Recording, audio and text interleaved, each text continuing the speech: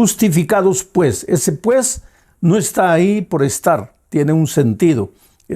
Quiere decir, en resumen, justificados pues, resumiendo todo lo que he dicho hasta aquí, dice Pablo, justificados pues por la fe. Quiere decir que solo se puede ser justificado por la fe. Justificados pues por la fe, tenemos paz para con Dios por medio de nuestro Señor Jesucristo. Algunas otras versiones de la Biblia no usan la palabra justificados, dicen reconciliados. Es la misma cosa y de eso se trata el mensaje de esta noche. Vamos a entender lo que quiere decir justificados. El profeta Jeremías escribió en sus días, anunciando la venida del Mesías, del Señor Jesucristo, dijo, y en sus días, o sea, en los días del Mesías, Israel será salvo y estará seguro. Y este será su nombre, refiriéndose al Mesías, por el cual será conocido. Señor, justicia nuestra. O sea, para Jeremías, el Señor Jesucristo, el Mesías venidero, Él sería el Señor, nuestra justicia. O sea, en el concepto de Jeremías, la justicia no era un concepto abstracto. La justicia era la persona maravillosa de Jesús. Ahora, si nosotros estamos aquí, pecadores, sufriendo, luchando con las dificultades de la vida, nuestro carácter deformado, luchando con las tendencias de nuestro corazón, a veces hasta destruyendo nuestra familia, las personas que amamos.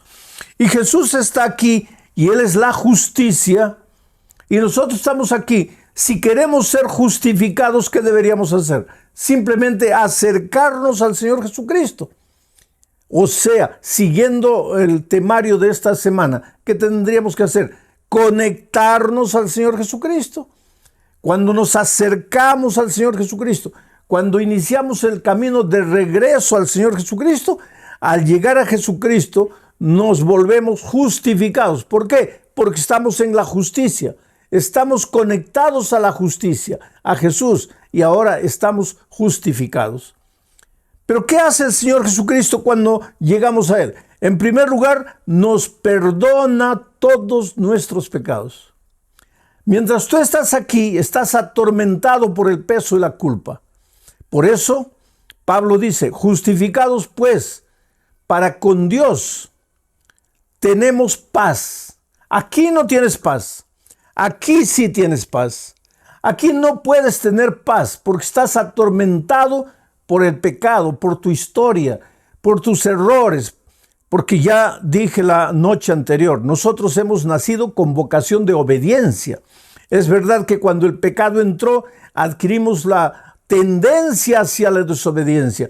Pero en el fondo de nuestro ser todavía está la vocación de obediencia. Por lo tanto, cuando vivimos en desobediencia, cuando vivimos alejados de Dios, por más que querramos alegrarnos, ser felices, distraernos, buscar placeres, lo que querramos, alejados de Dios, esa vocación de obediencia interior que el pecado no ha logrado anular, clama. Y eso es lo que nos crea el complejo de culpa, de culpabilidad. Nos sentimos perdidos, nos sentimos indignos, sentimos que no merecemos. Y cuando sucede alguna cosa de malo en nuestra vida, inmediatamente pensamos, es porque hice esto, porque Dios me está castigando. No tenemos paz.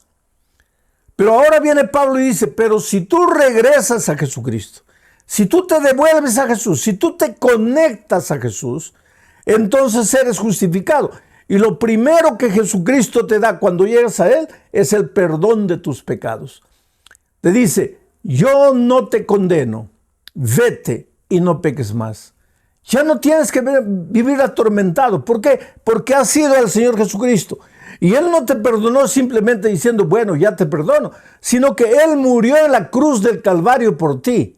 La paga del pecado es la muerte. Nosotros nos alejamos de Dios, pecamos, merecíamos morir, pero el Señor Jesucristo dejó todo en el cielo, vino a este mundo, murió por nosotros y ahora Él nos entrega su vida, nos perdona, pero no solo nos perdona, al mismo tiempo nos limpia de toda maldad, nos regenera, nos restaura. Y en la medida que tú convivas con Jesús, que no te separes de Jesús, que vivas conectado con Jesús, pues tu carácter va a ser siendo transformado lentamente, poco a poco. Esto no es asunto de un día. En un momento el Señor te convierte. La conversión es la mudanza de ruta. Estabas yendo hacia la muerte, ahora estás caminando hacia la vida. Ya estás en Cristo, perdonado, pero ahora Él te va a reconstruir, te va a reedificar, te va a restaurar, va a curar tus heridas, va a ir moldeando tu carácter, porque tu carácter estaba deformado lejos de Dios. Entonces, aquí tienes paz con Dios.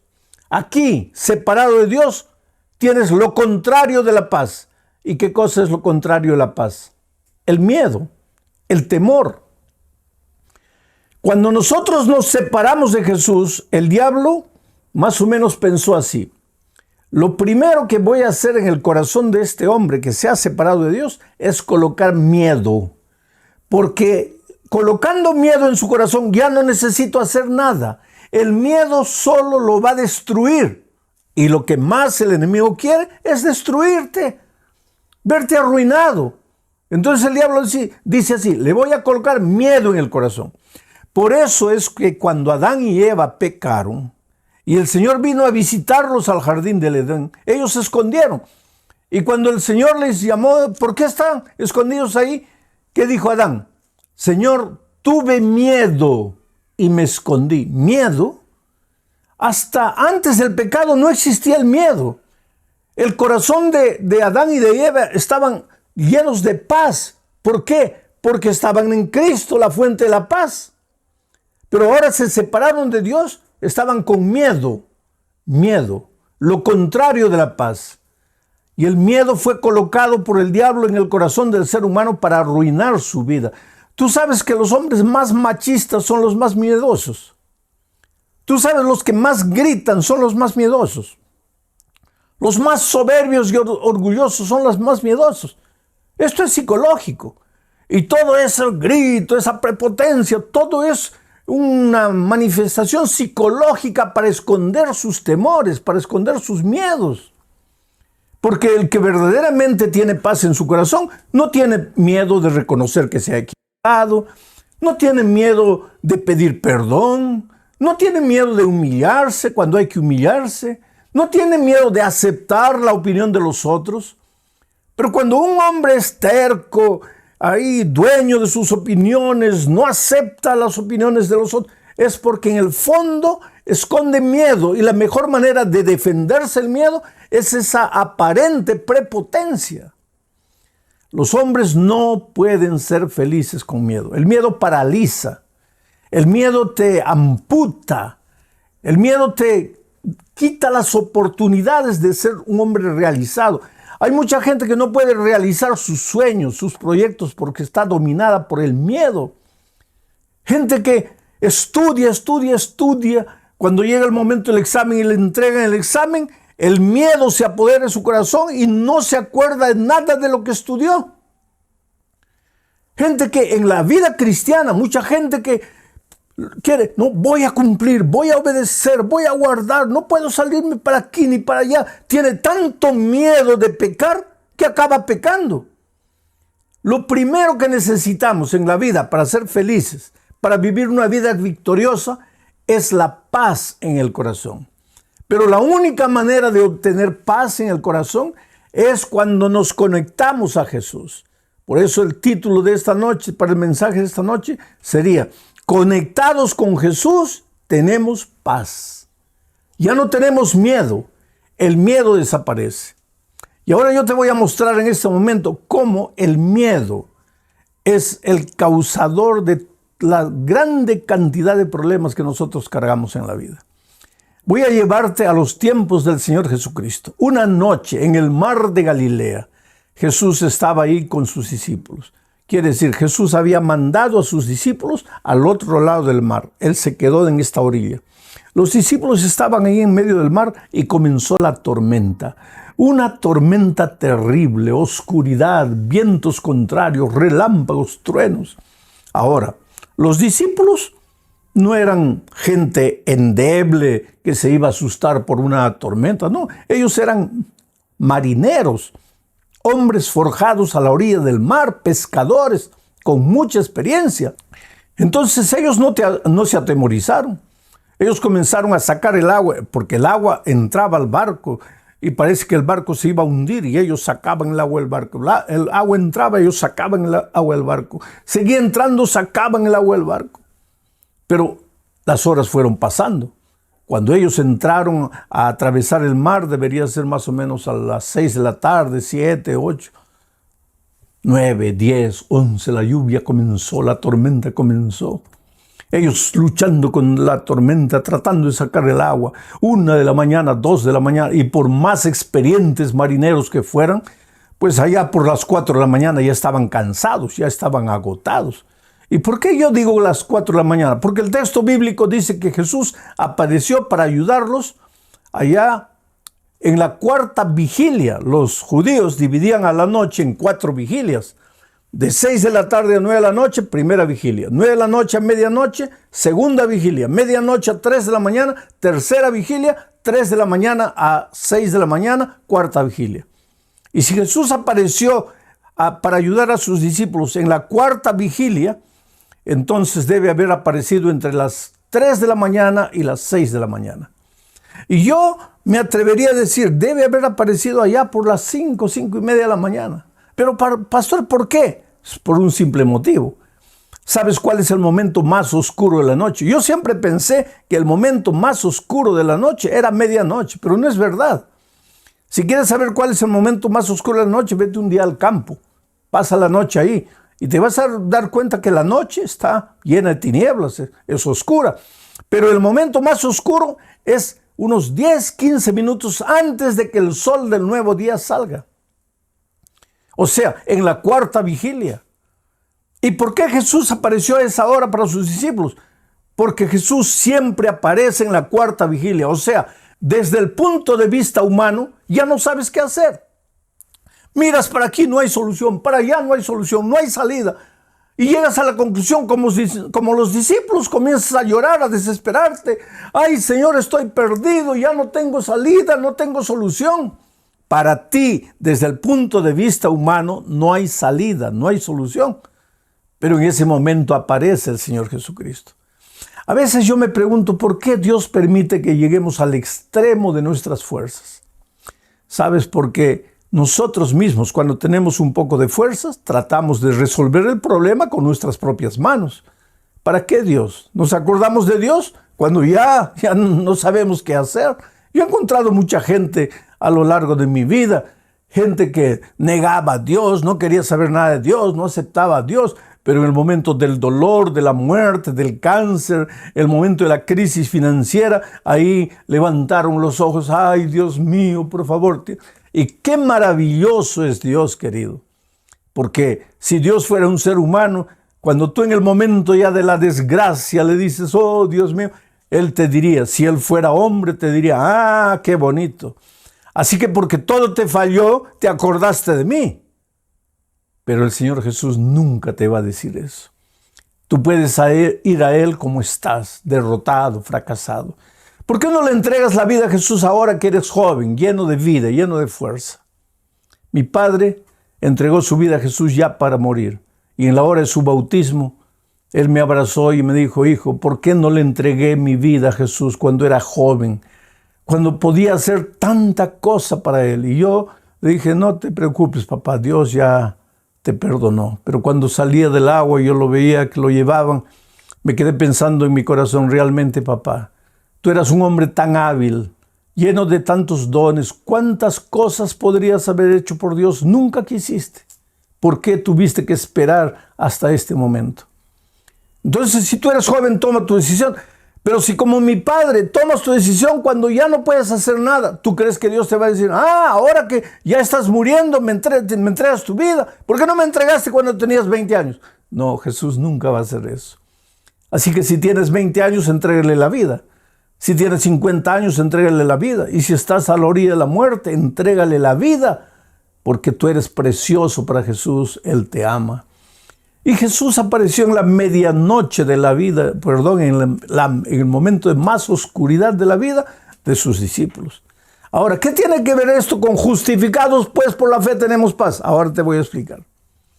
Cuando los discípulos vieron a Jesús, porque Jesús no aparece como tú quieres. A veces nosotros en el momento de la desesperación tenemos una idea, imaginamos, Jesús podría aparecer en forma de un empleo ya que estoy desempleado. Jesús podría aparecer en forma de dinero ya que estoy endeudado. Jesús podría aparecer en forma de salud ya que estoy enfermo.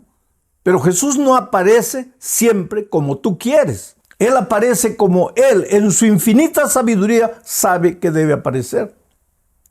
Y esa noche apareció para la vista de los discípulos como un fantasma, andando encima de las aguas del mar. ¿Cómo lo esperaban ellos? Tal vez, yo no sé, trayendo la figura para nuestros días, en un helicóptero, tal vez en una lancha, tal vez en un barco a motor, yo no sé. Ahora, yo sé que ellos jamás lo esperaron como andando por encima del mar. Tanto así que se asustaron y comenzaron a gritar, es un fantasma, es un fantasma. Mira cómo deben haber racionalizado los discípulos. Estaban desesperados, ahogándose el agua, entrando la tormenta ahí. Claman al Señor, oh Señor, ayúdanos, Señor, ¿dónde estás? Y en lugar de aparecer Jesús para ayudarlos, aparece un fantasma. Y ellos se asustan más. Es un fantasma, es un fantasma. Entonces viene la palabra del Maestro, que les dice, soy yo, no tengáis miedo. Soy yo, no tengáis miedo. ¿Qué cosa es el miedo? Lo contrario de la paz. ¿Y por qué los discípulos en ese momento estaban con el corazón lleno de miedo? Porque estaban separados de Jesús. Porque Jesús se había quedado al otro lado del lago y ellos estaban en alta mar solos y el miedo se apoderó de su corazón. Y siempre que tú te alejas del Señor Jesucristo, tu corazón se va a llenar de miedo. Pero cuando tú te acerques a Jesucristo, tu corazón se va a llenar de paz. Cuando tú te alejes, se va a llenar de miedo. En ese momento el corazón de ellos estaba lleno de miedo. Ellos tal vez pensarían que su problema era la oscuridad, que su problema era la tempestad, que su problema eran las olas gigantescas, los vientos contrarios, el agua que estaba entrando al barco. Eso es lo que ellos pensaban. Así como tú tal vez en este momento pienses que tu problema es la droga que está destruyendo la vida de tu hijo, o que tu problema es tu esposa cuyo carácter es terrible y está fomentando la división del hogar, o que tu problema es el carácter terrible de tu esposo, que es agresivo, o que tu problema es la falta de empleo, o la crisis financiera, o el COVID, la pandemia, que yo no sé. A veces nosotros confundimos las cosas. ¿Cuál es mi problema? Pero no nos damos cuenta que el verdadero problema está dentro de nuestro corazón. Y Jesús le dijo, soy yo, no tengáis miedo. En otras palabras, cuando Jesús apareció, colocó la mano en el corazón de ellos y arrancó el miedo. Y en lugar, ahora colocó su paz, porque ahora Jesús estaba con ellos. Colocó su paz, porque justificados pues para con Dios, reconciliados con Dios, tenemos paz. Ahora el corazón de ellos ya no tenía miedo, ahora tenía paz. Y cuando el corazón de ellos fue inundado por la paz, mira lo que Pedro hizo. El cobarde Pedro, el miedoso, temeroso Pedro, que un minuto antes estaba, ay, me voy a morir, ay, ¿dónde estará Jesús? Ay, todos me abandonaron, ay, ya no tengo salida. Ese Pedro, con su corazón lleno de miedo, estaba pensando así, pero cuando Jesús llegó y extirpó el miedo de su corazón y colocó la paz, ahora él se levanta como un gigante. Y le dice, Señor, déjame ir hasta ti. Y Jesús le dice, ven. Pero ¿cómo ven? Saca el pie del barco, pisa el agua. Pero Señor, me voy a ahogar. Pisa el agua. Solo que ahora el corazón de Pedro ya no tenía miedo, tenía paz. Y cuando tu corazón tiene paz, eres capaz de hacer cualquier maravilla. Y Pedro sacó el pie del barco, después el otro comenzó a andar por encima del mar. Ahora, yo te hago una pregunta. ¿Es posible que un ser humano pueda andar por encima del agua? No, no es posible. En otras palabras, cuando el miedo salió del corazón de Pedro y cuando entró la paz, él fue capaz de hacer una cosa imposible. Oh, querido, si tú le entregas a la vida a Jesús, si tú te reconcilias con Jesús, si tú te conectas con Jesús, lo primero que Él va a hacer es sacar el miedo de tu corazón y darte paz. Por eso Pablo dice, reconciliados, justificados pues para con Dios tenemos paz. Y tú con paz serás capaz de conseguir empleo, de encontrar empleo cuando no hay empleo para nadie.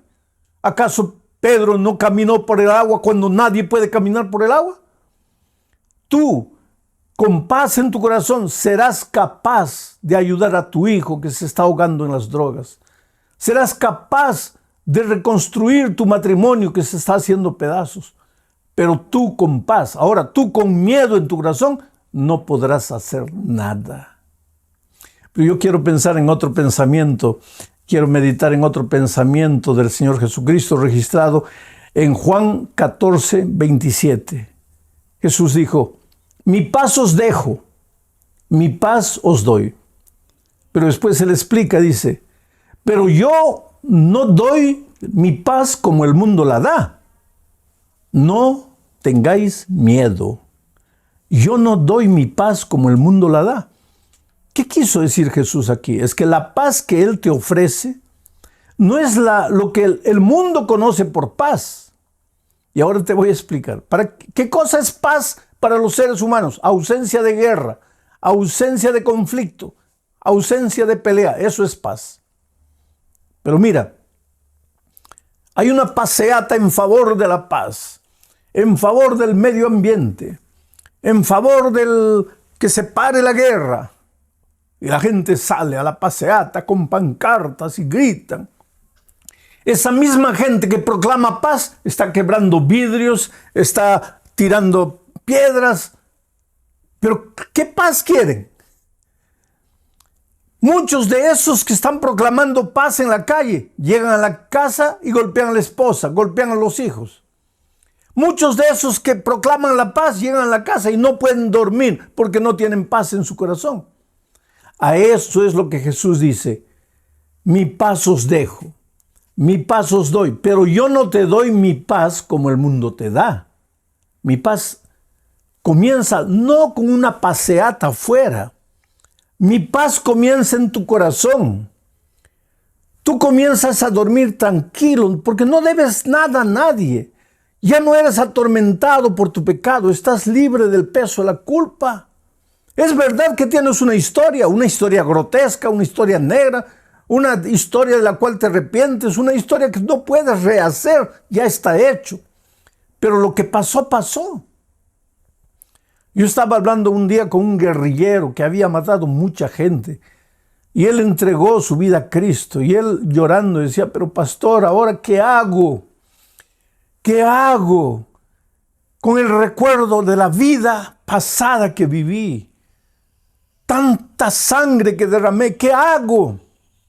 Y llorando él me decía, yo no merezco perdón. Yo he hecho mucho mal. Jesús murió por todos, pero por mí no. Yo no merezco perdón. Pero yo te digo esta noche una cosa, querido. Ni tú ni yo merecemos perdón. El perdón no es por merecimiento, es por gracia. Y para que entiendas la palabra gracia, vamos a relacionar con otra palabra de la misma raíz, la palabra gratis. ¿Qué cosa es una cosa gratuita? Una cosa por la que no pagas. Cuando alguien te da un regalo gratuito, no pagas, no haces nada, es tuyo. Ni siquiera lo tienes que recibir, pero lo colocan a tu lado, es tuyo, gratis. La salvación es por gracia. El perdón es por gracia. La paz es un regalo que Dios te da por gracia. No pagas nada, no mereces. Por lo tanto, aunque hayas hecho lo que hayas hecho, aunque hayas vivido como hayas vivido, No estés pensando que porque has hecho mal no mereces, porque realmente no mereces, pero es que el perdón y la gracia y la paz no son por merecimiento, es porque Dios te ama y te ama como eres. No trates de fingir, no trates de disfrazarte, no trates de buscar una máscara de hombre bueno, de mujer bueno para venir a Jesucristo. Él te ama, Él te acepta como eres. Lo único que tienes que reconocer es: Señor, soy un pecador, yo no puedo remediar mi pasado, yo te necesito, yo vengo a ti para que tú me ayudes. Reconcíliate con Dios, reconéctate con Dios, arrepiéntete, ven al Señor Jesucristo, y entonces el primer regalo que Jesús te da es la paz. Y entonces cuando tienes paz en tu corazón no tienes miedo de nada. Que venga lo que venga, que vengan las luchas, dificultades, porque te vas a dar cuenta de una cosa: cuando decides seguir a Jesús, van a aparecer muchos enemigos tuyos que tú no sabían que eran enemigos. Va a aparecer gente querida que te va a decir cosas terribles, que te va a hacer llorar tal vez por la decisión de seguir a Jesucristo, que te va a decir que eres un tonto, que te estás dejando engañar, que esa cosa de Jesús, que no te ayuda en nada, que no te lleva para ningún lado bueno. Pero tú no tengas miedo. ¿Por qué? Porque tu corazón está lleno de paz, porque el primer regalo que Jesucristo te dio fue la paz. Y con paz tú vas a enfrentar las dificultades de la vida. Yo tengo en mis manos la historia de Luciano. Luciano conoció a una chica de la iglesia, se enamoró de ella. Pero mientras se desarrollaba el relacionamiento, él se dio cuenta que él no era el primero en la vida de la esposa, de la novia. Él no era el primero. Todo hombre quiere ser el primero en la vida de la chica con quien se va a casar. Pero él no era el primero, él era el segundo. ¿Quiere decir que ella amaba a otra persona más que a él? Sí, ella amaba a Dios más que a él. Y eso lo dejaba a él con ciúmes, con celos.